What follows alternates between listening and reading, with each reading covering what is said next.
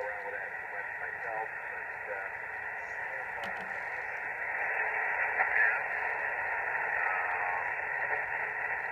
do a lot of the MSFT-8 with a friend of mine down in Arizona. Amazing how far down into the noise those sorts of signals can go. I can't even hear it come out of the speaker, but somehow the radio still seems to pick it up. Pretty amazing. So yeah, it might be weak signal, but you know, it isn't to the computer. It hears all sorts of stuff in the noise. Goes to the machine. So, anyway, yeah, it sounds good. Well, looks like you have an Alinco sitting there too. If you do a little bit with that, looks like that must be the DXSR9T, I'm guessing, since I see a waterfall thing going on the screen above that, but it could be for something else. In any case, yeah, I gave that radio a try here a little while ago. That thing puts out a lot of power, a lot more than they're rated at, that's for sure. Alpha Echo 5 Yankee Juliet, this is Alpha Charlie 7 Alpha Victor. Yes, one of the things I'm really into nowadays is JT9. I'm really loving the JT9 weak signal stuff, and I've got to get a cable for my signal link so I can run it with this 817. And yeah, the Alinco is a good workhorse. It's done good for me, but I'm starting to branch out, and now I'm really getting addicted to this QRP SSB stuff. You're my second QRP contact with this rig, and I'm really enjoying it. And anyway, well, I'll let you go. I appreciate you coming back to me. Making me a little video here for YouTube, so I'll try to post it on my QRZ page. Alpha Charlie 7 Alpha Victor, this is Alpha Echo 5 Yankee Juliet.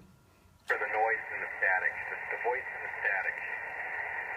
I do spend a lot of time listening down in the CW portion. I run a propagation beacon here for 10 meters, and I sort of swing by the digital stuff, but it's not really it doesn't really tickle my fancy, so I don't really fool around with it too much, but I do totally understand the appeal with the weak signal. It's almost like you don't really need to have conditions. But then again, what it turns into is, at least for me, and I know it's not the same for everybody, at least for me, if I have to use my computer to communicate over the radio, there's nothing in it for me. So I have a computer talking to a computer through my radio, and that's how it sort of goes. I could do that sending an email to anybody in the world. So where's the, at least for me, there's no appeal to it. I know for some people there are, obviously for you. I haven't heard of the JT9 before. You might tell me about what that is. Obviously it must have some similarities to the JT65, but is there, tell me about that mode, because I'm not familiar with that one. Over.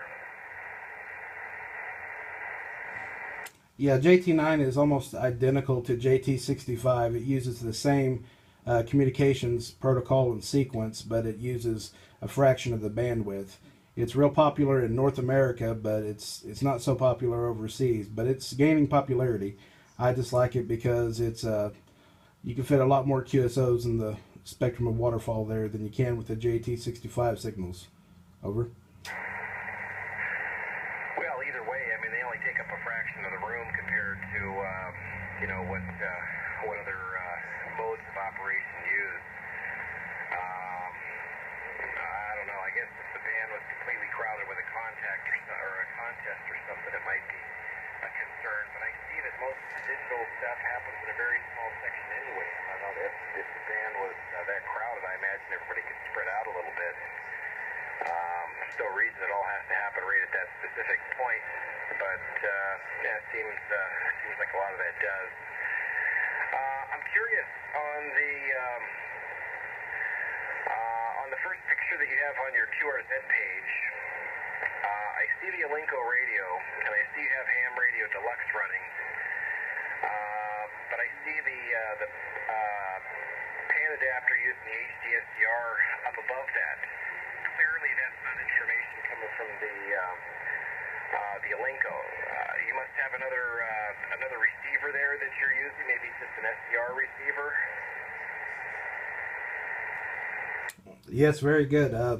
I was very disappointed with the SDR functions of the Elenco, so I use Ham Radio Deluxe to run a DDE link over to HD SDR, and I've got a RTL dongle stick and an up converter that I'm using as a secondary receiver, and it's all synced with the DDE link to HRD, and I finally have the bandwidth and the performance I wanted originally. I used to have a flex radio, and I bought the Elenco when I got back into it, thinking that I would have the similar performance, but it fell kind of short there. But yeah, I'm just using HRD as a link between the RTL dongle and up converter and the Elenco radio there. Okay.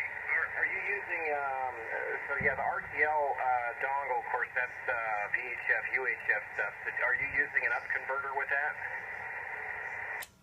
Yes, affirmative. I'm using the Ham It Up up converter, the 125 megahertz up converter there, and I'm using HD SDR, and it's synced to HRD through DDE, so it's a seamless integration there.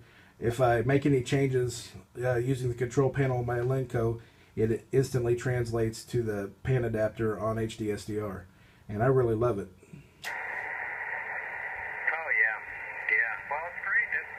Good combination there, yeah, because you're right, the 48 kilohertz that's available on that Elenco was pretty dismal from what I could tell from the videos. You know, I never really bothered to hook mine up. I only had it for a very short period of time, and decided that really wasn't